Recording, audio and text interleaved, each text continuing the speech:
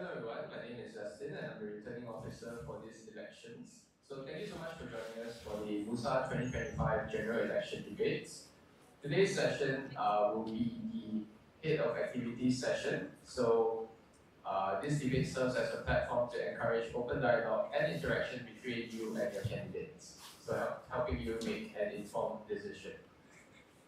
Before we begin, just a few gentle reminders. For everyone joining us in person or via the YouTube Live, let's keep this session professional, respectful, and inclusive. So please refrain from raising any overly sensitive or personal topics.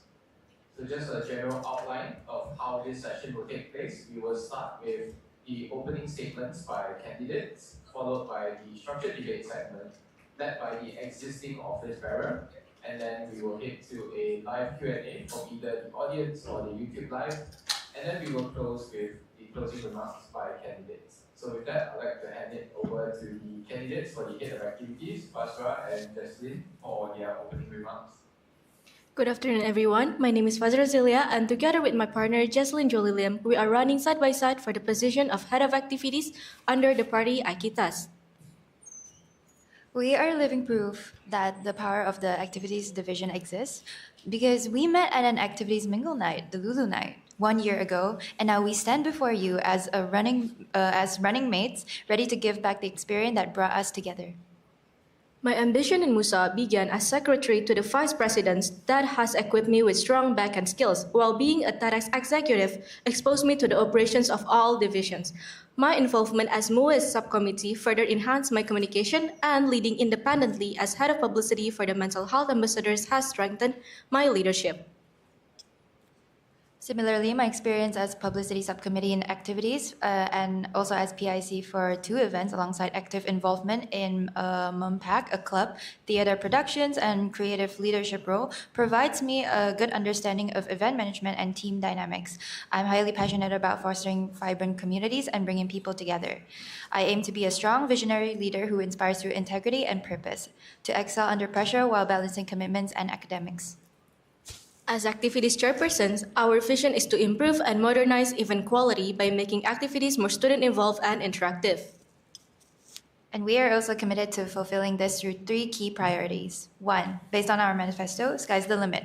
This is a commitment to innovation by drawing upon current trends. We reject repetitive ideas and focus on events that spark student curiosity and keep our creativity fresh and ambitious. Secondly, campus collabs. This is designed to access resources and social networks unattainable internally, providing Monash students with invaluable networking opportunities that enhance their exposure. Thirdly, get engaged. Ensuring every event turns attendees into active participants. We measure success by the quality of engagement and aligning directly with our mission to build a vibrant campus community. We believe we have the perfect balance of creativity and problem solving to hold the responsibility of activities chairperson. Thank you. All right, thank you, candidates. I would now like to hand it over to the existing office bearer to lead the structured debate segment. Off to you, Hillary. Okay, so as you know, activities is one of the biggest department in MUSA. So how will you coordinate with other MUSA departments, such as publicity, welfare, MUIS, etc., to avoid clashing schedules and overloading students? To avoid our events clashing together, we can set a meeting together with every department and just coordinate dates and plannings so that our events don't clash, so that our plans can be executed smoothly. And to add on to that, that is why we will have the AAC meetings. The meeting is a major event oversight where Activities Advisory Committee, which will be headed by the 2 activities chairpersons and will be attended by the members of divisions and also the 2 school and also a representative of the school representatives. So the AAC will be met at the start of the semester and also, if needed, and throughout of the semesters. Okay, so in activities, there are lots of flagship events. So many flagship events suffer from last-minute scrambling. How will you improve event execution and ensure everyone is on the same page to prevent chaos when executing the event? So we will be protecting against the scope script, which is a problematic in the middle of an event planning. So as flagship events, so big ideas will grow fast. So we stop our scope script early. So there will be a mandatory mid-planning event at 50% completion. This is regarding budget review. And we ensure that our creative direction stays within budget. And we can review expansions before they cost us even more problems. And so basically just saying to prevent like last minute panics and hassles, it is recommended, I think we will set a timeline on how long before the actual event that we should do different responsibilities. Okay, as you know, activities collaborated with student life a lot. How can you ensure a good relationship and communication between activities and student life? Yes, I do agree that we work a lot with student life, and maybe there have been some past issues with that. So for our term, we plan to sit down with student life and sort of align our goals before we start any event planning, so that because student life have their own goals, we have our goals too, and ultimately we share a common goal, which is to benefit the student life in Monash. So we can sit down with them and align our goals, align how we execute our goals, so that in the future planning process we don't come to any sort of differing conflicts. Okay, I have a follow-up question for that. So you say that you are going to sit down with student life and basically see each other's view first.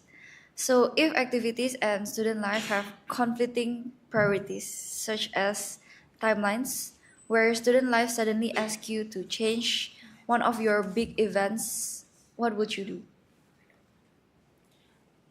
In the event that we have differing goals, which is inevitable, we can perhaps come to a middle ground to compromise instead of conflicting, you know.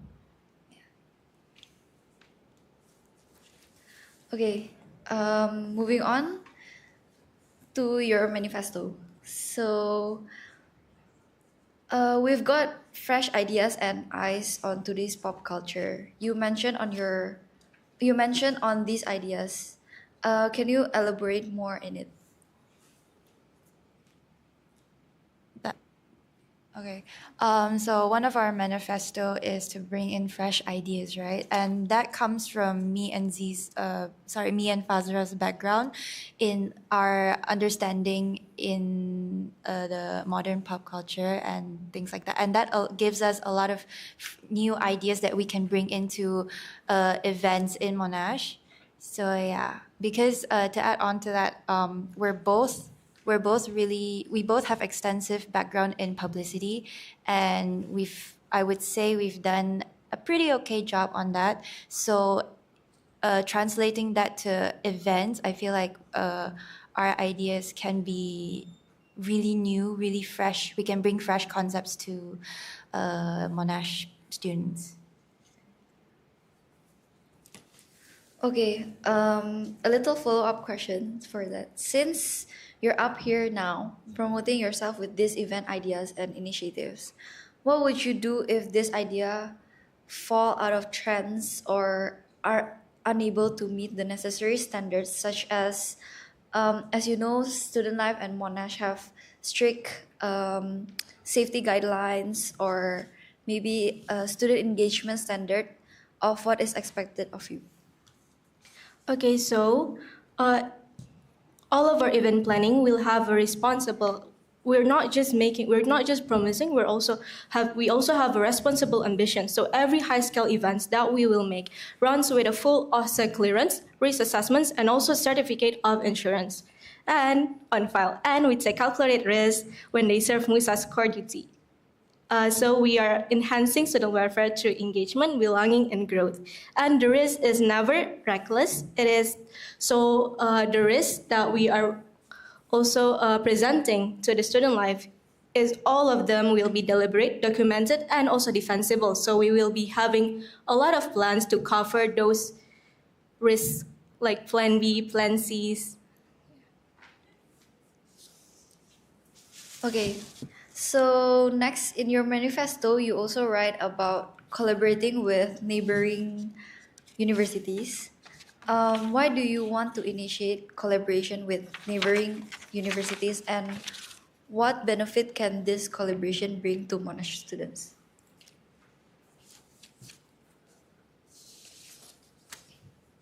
Okay, so we have 4 points of why we want to make collaborations with neighboring universities. First one is resource allocation and pricing. So by having external partner resources, for example, sponsorships, equipment, and logistical support, these are strategically redirected to benefit Monash students first. This allows us to lower Monash ticket prices if we do take fees if we do take fees and ensure partner contributions subsidize our students' experience and also the cost that we use to hold these events. Second one is operational, which is experience and logistics. So all event design decisions revolve around Monash students' interests and schedules. So it will avoid internal assessment or exam periods, and it centers the content around familiar themes. And also, the third one is for administrative control. So, if we do hold campus collapse events, to make sure that it will also benefit the Monash brand, we would hope to host it on campus so that we can also show the Monash campus to the external. So, and hosting on campus provides Monash students with environment of security, familiarity, and ownership. Through the MOU, Monash retains full operational control over facility, security, and OSIS standards. And then, lastly, measuring success through feedback. Post-event evaluation will focus primarily on Monash student feedback, ensuring that satisfaction metrics and insights directly inform future planning. So this will align with our Get Engaged pillar and institutionalize a cycle where Monash student sentiment defines the event success. Okay, I have another follow-up question on that. So, from what you stated, I feel like Monash University itself have made their own like campus tour for other universities, and from what activities made as a for a event organizer, which is like mingle night and all those events, is also promoting and also giving the Monash students events. So can you elaborate more? Like, what else can you give? What else do you have if you collaborating with neighboring universities? We, sorry, by doing these campus collab initiatives, it is first and foremost for the Monash students. But if we scale it out to, let's say, invite students from other universities to our campus, it actually benefits our student in a way that our students get to engage with students from other university, and that gives them a lot of opportunities. They can build relationships, make new friends, which is, I think, in the essence of holding an event and activities to provide our students with opportunities to be engaged in, and one of the ways is like through campus collabs with different campuses. So yeah. Okay. Do you want to answer? Okay, and just to add on to that, external partnerships with neighboring universities will also elevate the Monash brand as a whole, because well-run collaborations enhance the prestige of the university and also strengthen the credibility of the university. Okay, moving on. So, talking about budget, activities have quite tight budget as we organize quite a lot of events and also for MBP. So, if budget cuts occur, would you prioritize maintaining established flagship events or invest in new and experimental initiatives? And what metrics would you use to come to your conclusions?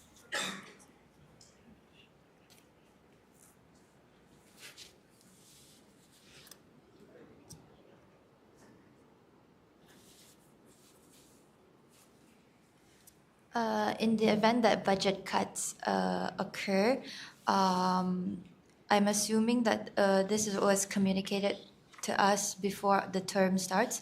So if a budget cut, so if there's a budget cut, then for the events that we plan, we will focus more on quality. So we will have to inevitably cut out the amount of events that we put out because we want to prioritize quality over quantity. So even if there's budget cuts and that doesn't really allow us to execute as much events as we like to for the benefit of the students, we will focus our budget on specific events that would benefit.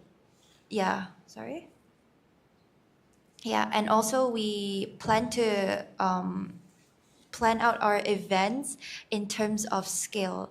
So we are going to have small events, we're going to have medium events, we're going to have our large flagship events. So we will have to really think of which events that maybe we could use to how much budget we can allocate to each different scale, so none of our event quality is compromised that much. If budget limits mean you can't always go big, as you said before, what's your backup plan to still keep events engaging? I think this comes down to the way we plan an event. To keep an event engaging, you don't have to rely on budget. You don't have to have a big budget in order to guarantee student satisfaction. I think at its core, you have to have good ideas and really know and really understand students and what gets them going, what makes them happy, and yeah, the spending much on an event, even if you don't have good ideas, that won't guarantee a good student feedback. So yeah. Also, to add on to that, we will also use the ability of sponsorships, because by getting sponsorships, good sponsors, we can find a good financial sponsors, monetary or even in-kind sponsors, where even with the budget restrictions, we can still give a good impression on the events to the students and also a better event experience. By, for example, we're giving them in-kind sponsors, they're gonna have something to bring back, or maybe, yeah. Okay, say that budget cuts occur again. Okay, let's just say budget cuts occur. How would you ensure that flagship events, especially our annual events, which is Monash Ball, are still feasible and remain on the same scale?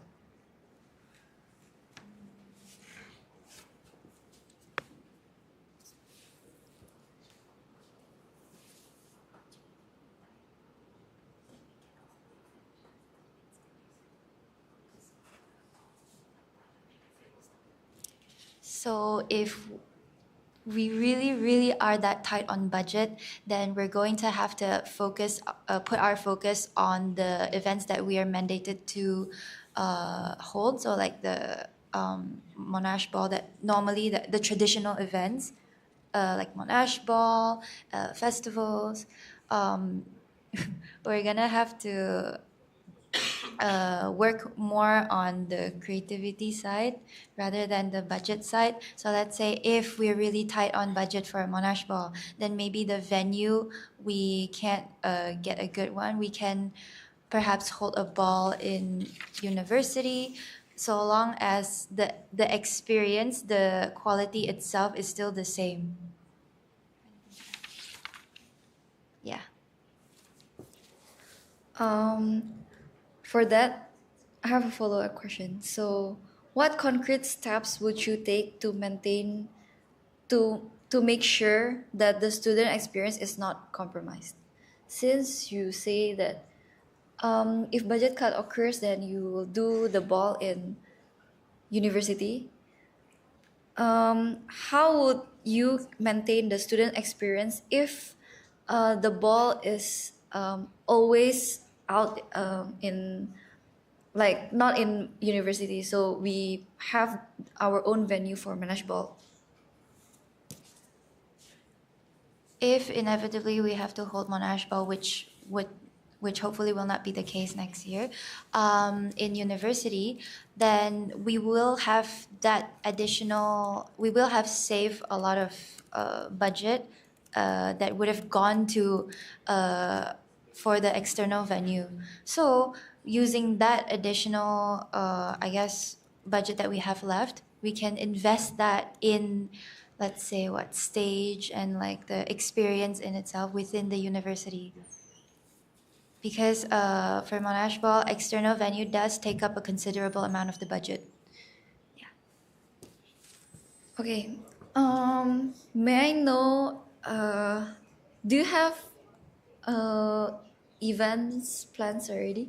Do you have ideas of events that you've planned? May I know?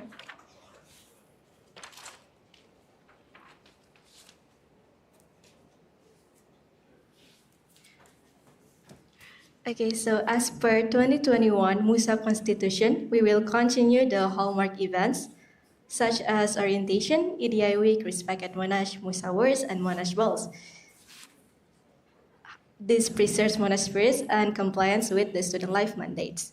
However, we will also fulfill the requirement to introduce a minimum of 3 new initiatives as stated as the Constitution. Rather than repeating what's okay, sorry.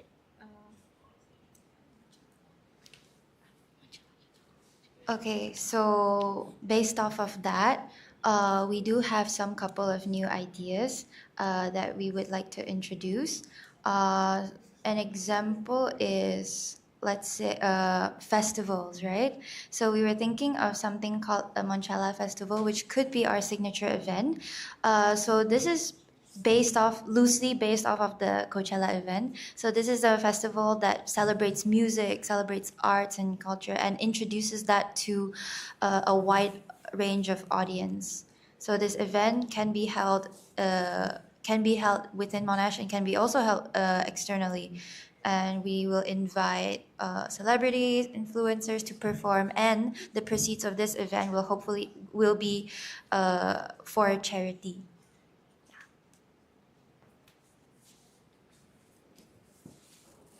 Okay.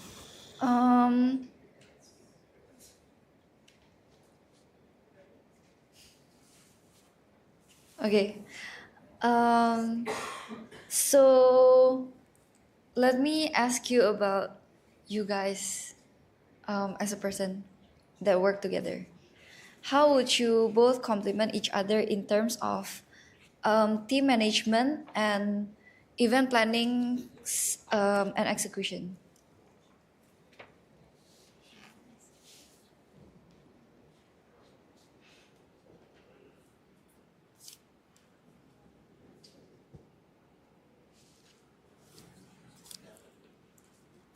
Okay, so we have a dual system, which is creative and compliance. So we turn transfers if there is any internal conflict into quality control based on our personality wise. So our partnership is designed as a built-in double-check system. So Just will focus solely on driving the creative value and maximizing the student appeal, which is the why, and I will be focused solely on the ensuring the event is compliant, safe, and financially responsible. Yeah, and to add on to that, I'm someone who's really creative. I'm full of ideas. So I think, yeah, I will handle more on the creative aspect and the creative direction of our events. And then how Fazra complements that is that she was the VP secretary for the TEDx event, so she has considerable knowledge when it comes to handling the back end and all the documents, all the MUSA procedures. So yeah, that's how we complement each other.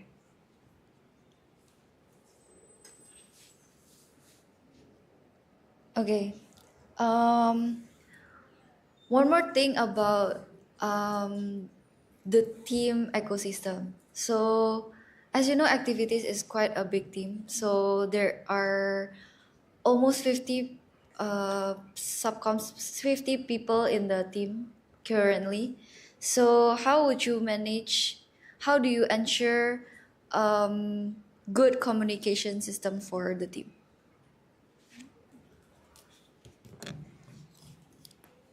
Okay, first of all, our very first plan for the team is to have a diverse team. So we will have a diverse input, which we will be, a diverse input and an open communication for all of the committees.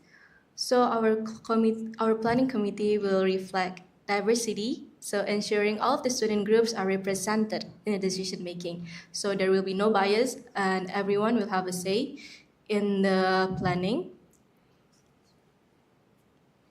So we're thinking about we're going to implement an even mix between hopefully people who are familiar with the inner workings of MUSA, and also we want to bring in people with really creative ideas, really fresh ideas from externally. Yeah. So a diverse mix of professional, experienced people, but also a new mix of a group of people who are creative and really passionate and really and driven by that. And to add on to that, since you were asking about the how will we manage the team, we will build the team through structure. On my side, we will focus on standardizing backend systems, which is there will be templates, trackers, and also workflows. And then, so the workflow will feel consistent. On Jess's side, we will keep, as what she has mentioned before, we will keep the creativity by choosing teams where not only they can plan and not only they can work, but also have the ability to plan events.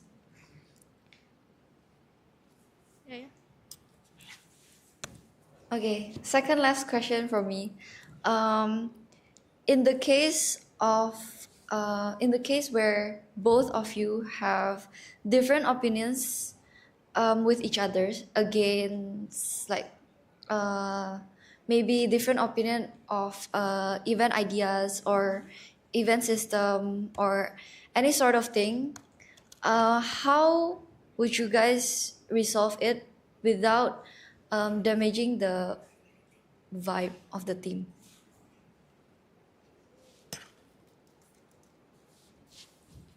So we have talked about this before.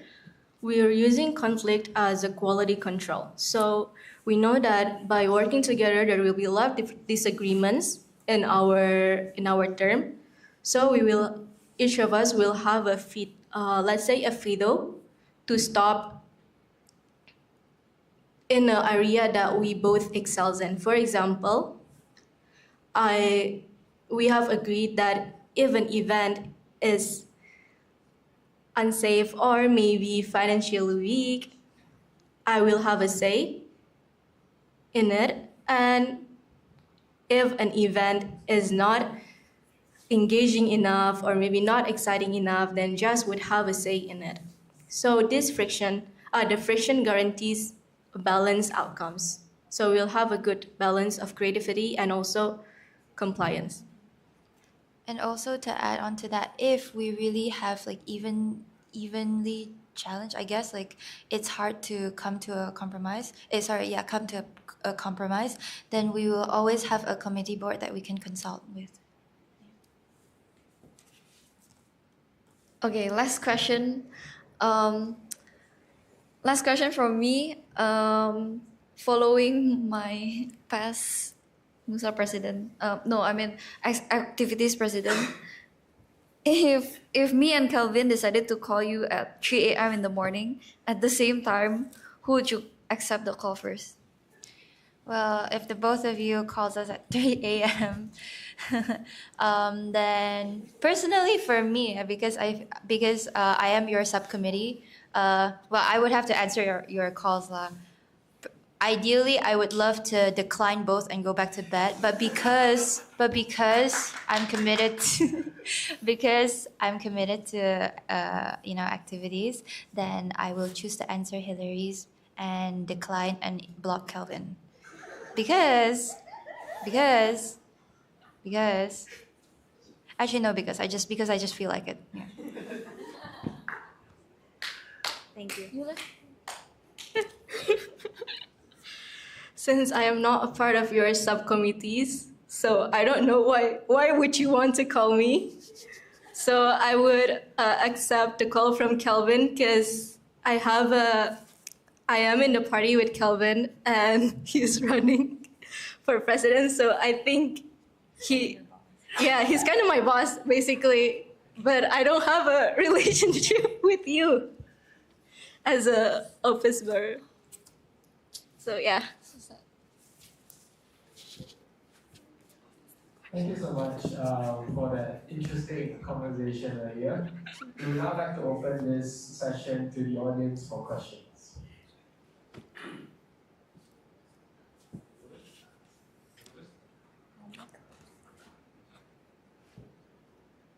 Okay, so since you guys will be chairing the Activities Advisory Committee, I wanted to know that how you handle a situation where multiple departments propose overlapping major events on the same week, each claiming that their event best serves MUSA's engagement goals. Which one would you guys prefer, or basically how would you advise and go about this? If it is a repeating event, we would ask for a post-event report, so we will know which event benefits the students more. So we will see from the feedbacks, we will see from the participants, and we will see from the scale of the event itself. Just to reiterate, so this is before the event. Post-event report is basically after the event. So what would you do before an event if in case it's overlapping? So it's a new event. Yes, new events, basically they're overlapping. So different divisions, let's say MUIS and CNS, they have like similar events. So how would you align that? If it's really new events that we haven't seen before, then we will have to check their event proposal, check it by the skill, see which event that are able to logistically we can push back, and then see. Yeah, so just based on that, logistically, we see like if it's feasible, can you push it back? If is your event high risk? Do you have commitments that you have to adhere to? So based on that, we will, I guess, rank the events and see like, oh, if this is just a simple mingle night event, you could push it back.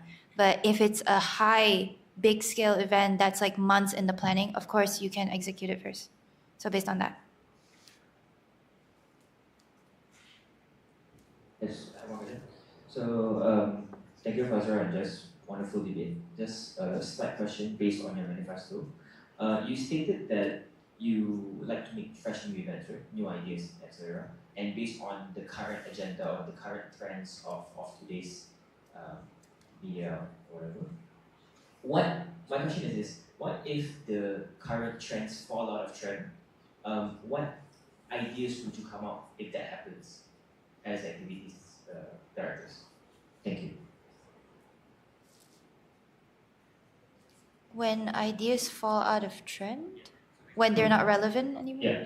For example, let's say you plan something now, right? You plan because you have to plan ahead, right? Mhm. So let's say you plan the current trends now, and then during the actual event itself, it falls out of trend. What would your reaction be?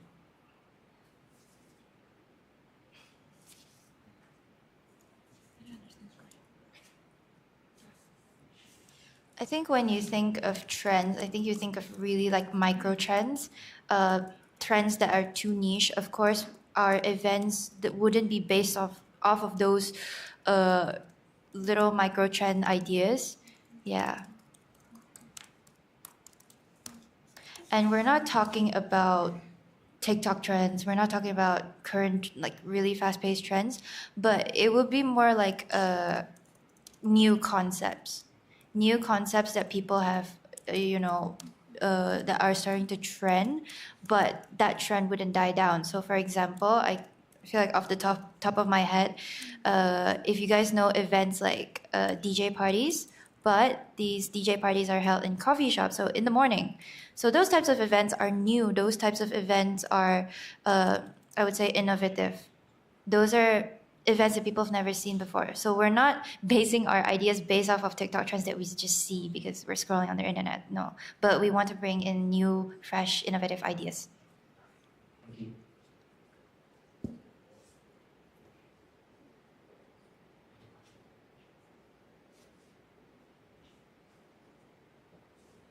Alright, so we're going to proceed with some of the YouTube questions now. So there's one that says, you plan to have an initiative and new ideas into your term. What is your efforts to ensure that they are not overworked or extremely stressed due to the back-to-back events? So I think it's regarding the events that you want to do. And then what efforts do you take to ensure that I think your team is not overworked or extremely stressed due to back-to-back events?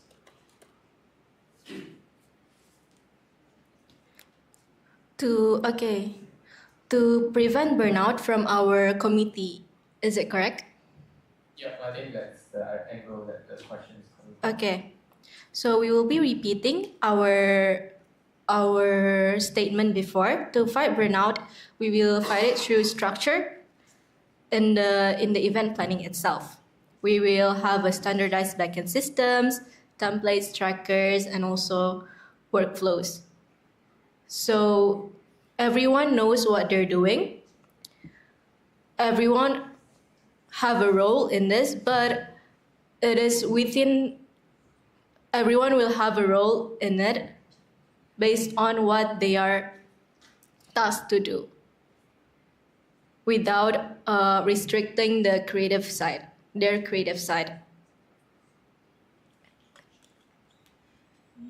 I think from my side, it's important to keep team morale high by ensuring creativity, that by ensuring that you're doing this for the passion. There's a reason why you joined activities, and also to keep morale high by giving people credit when it's due, giving them sort of the necessary support that they need.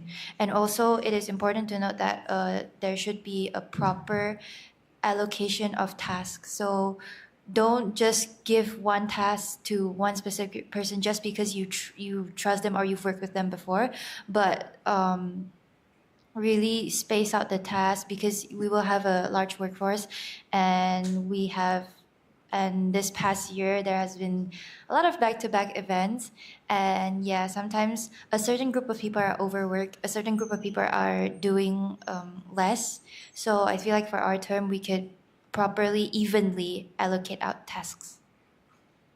Then there's a follow-up to that question. So it's being from an international background, how do you plan to navigate the local climate, including language barriers and potentially any cultural barriers?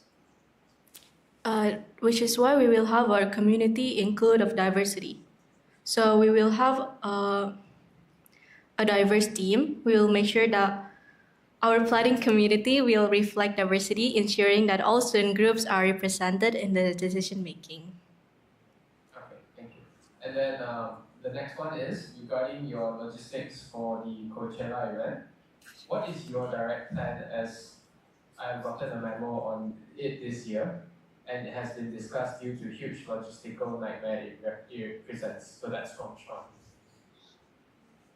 Okay, thank you for the question, Sean. So, Monchella is right now at this stage is just a concept event. We will have to think of it more in terms of logistics, but we aim to achieve something to the scale of the flagship events this past year. So something like Waterbomb or CFR. Those are two pretty successful events, even though logistically it is really challenging. But if it has been done, it is possible. Then, if it has been done, then it is not impossible to do. All right, thank you. The next question is regarding MUSA and student life. So the question, to paraphrase a bit, the person asking the question seeks clarification between MUSA and student life having different goals, and what goals do you mean more specifically?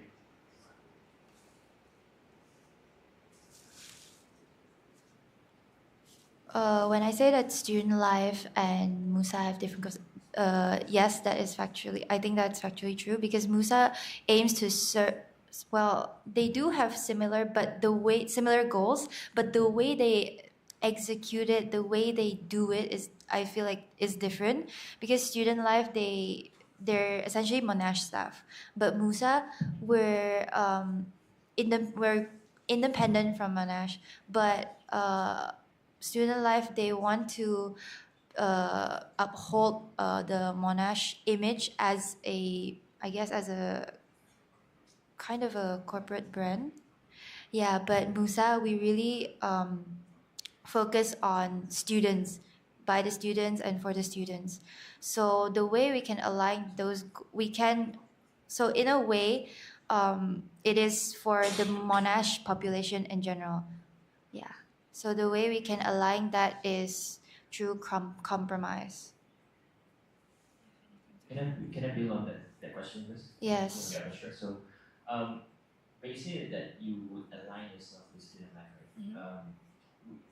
I don't know how to phrase this, but in a way that when you have events with student life, are you going to align it with their goals, or are you going to meet in the middle ground when it comes to collaborative events?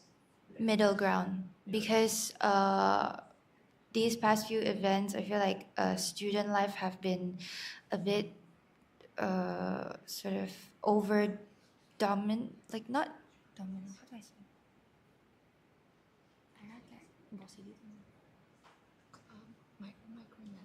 So we don't want our ideas to be overpowered by student life because yeah.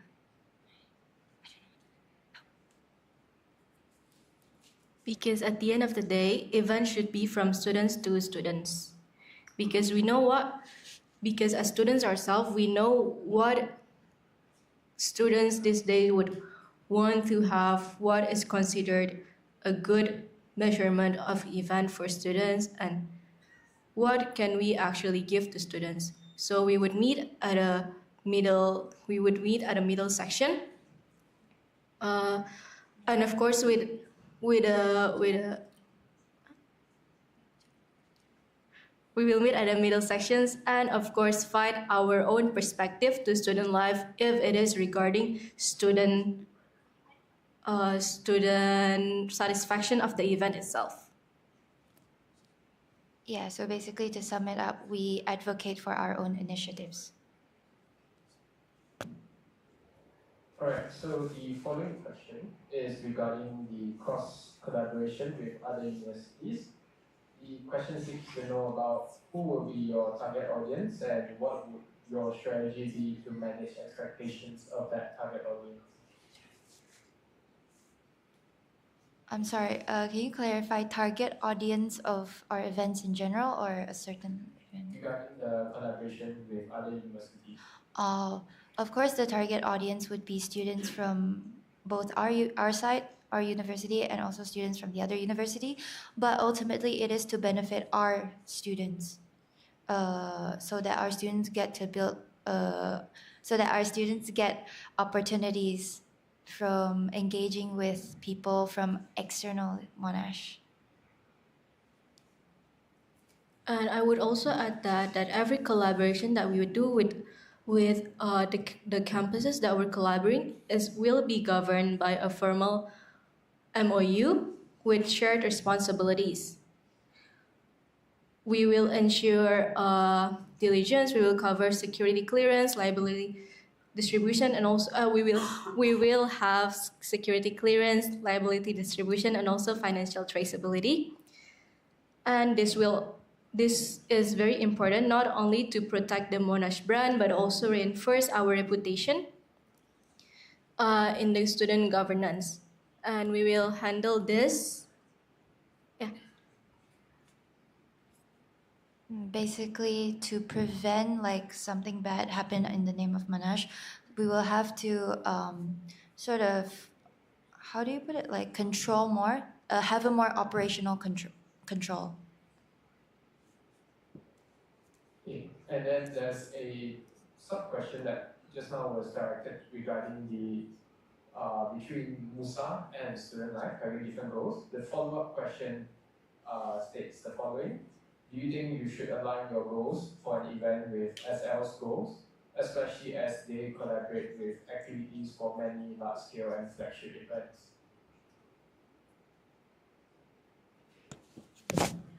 Sorry, can you repeat the question? Sure. So the question is in regards towards the goals between MUSA and student life.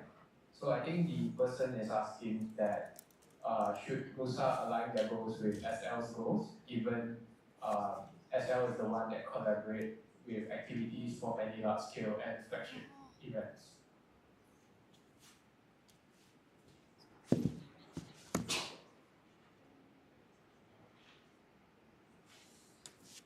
Do you mean in the event that, sorry, in the types of event where it's student life jointly organized with activities, but not activities' own event, right?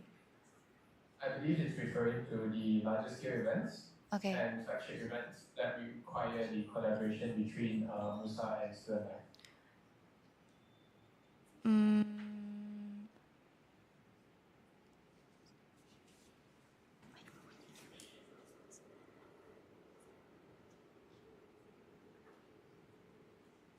yeah, it's in one of our goals to find a middle ground with student life because in large scale events, of course, student life is there to make sure that all things go well, to make sure that nothing goes wrong, right? But in the event that they do that a bit too much and it sort of jeopardizes with the essence of our event planning, which is, to for the students, we will have to uh, we will advocate for our initiatives. It depends on which issue that student life has. If it's with budget, then inevitably we can work around that. But if it's conflicting event ideas, then we will have to, especially for large scale events, we can't just say, oh, we don't want this, we have to do it our way, no. But we are able to negotiate with student life or meet them in the middle. So we will still stick to our goals because at the end of the day, we are representative of our student interests. So we will do our best to advocate for the student interest. Right, so there's another question from the YouTube Live. You did mention about MVP, which is under activities. You mentioned that you like a lot more of networking events. So what's your take on it? So it's regarding MVP. Okay, MBP is a MUSA Buddy program. So its aim is to foster networking among students, to foster, buddy, to make friends. However, I feel like the MBP events currently have been people mix it up a lot with activities events. And a lot of my friends have told me, oh, this is just activities event while being in an MBP event. So that there's that issue. So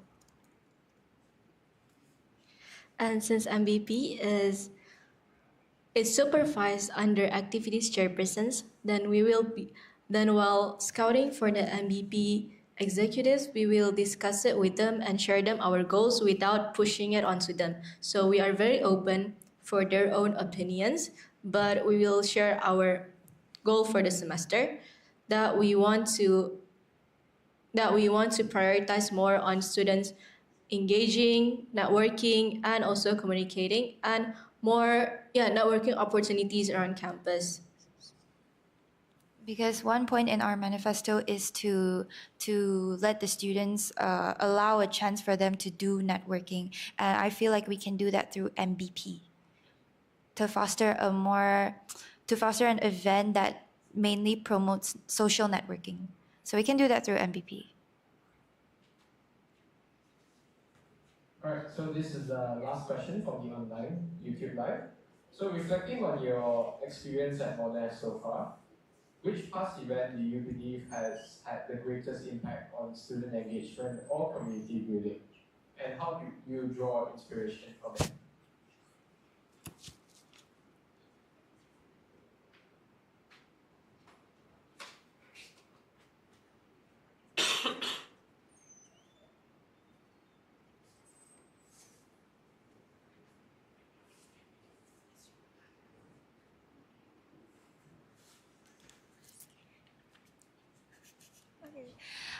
From the past events that we've held, obviously, I would say the fan favorite will be Water Bomb because it's such a lit event, honestly.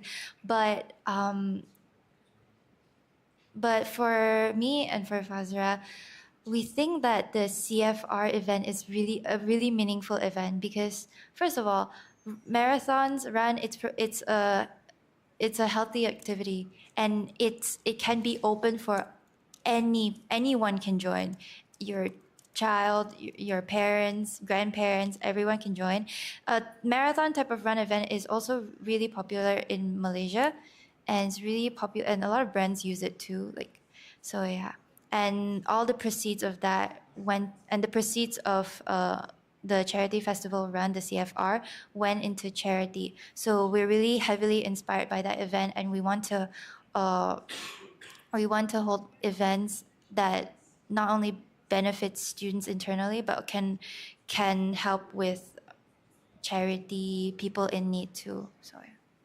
And also to add on to that, another reason why we think CFR is very influencing to the whole and can influence like the perspective on activities event is because of the scale itself.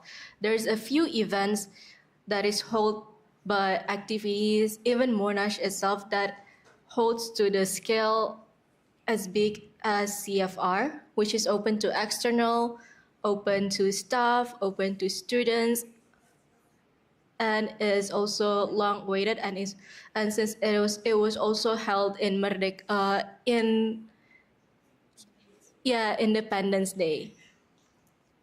So yeah, we think it's a very influencing event. All right, thank you, candidates. Are there any more questions from the floor? One more question on the point of MVP. So currently I'm on this MVP subcommittee and committee, and I've worked with activities as well. The thing is, when you say that MVP is fostering networking, which is true, fostering networking, while being the activities chair, you are responsible for activities committee and committee as well. How do you differentiate the two events that are made by both two parties so that it doesn't affect either one's performances?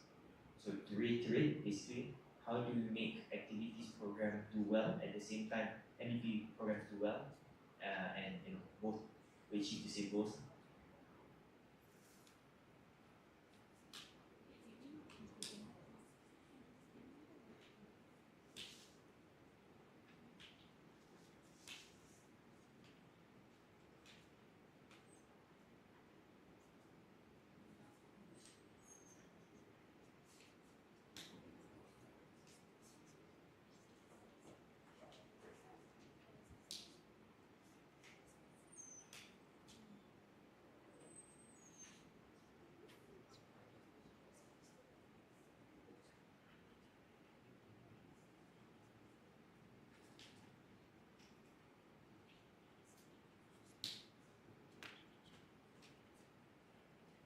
Okay, so activities and MVP, they're not two competing bodies. I feel like they're two bodies that serve the same purpose, which is to hold events for the students. But activities is, I would say, in our view, is a way to activities side only is a way to sort of market ourselves, right? Market MUSA through events to show, oh, we exist. We have events, we have things going on. But MVP in itself, I feel like it should be a platform where students can meet each other, strictly for social networking. Because activities is to hold activities, but MVP is for the MUSA Buddy program, which is to meet new people, to make buddies through events. So basically, to add on to Jazz, basically, in short of what we were saying, MVP events, in our opinion, is for students to mingle with each other. It is filled with a lot of activities for students. While activities event is more like a one big concept where students attend the event and enjoying the event based on that one big concept.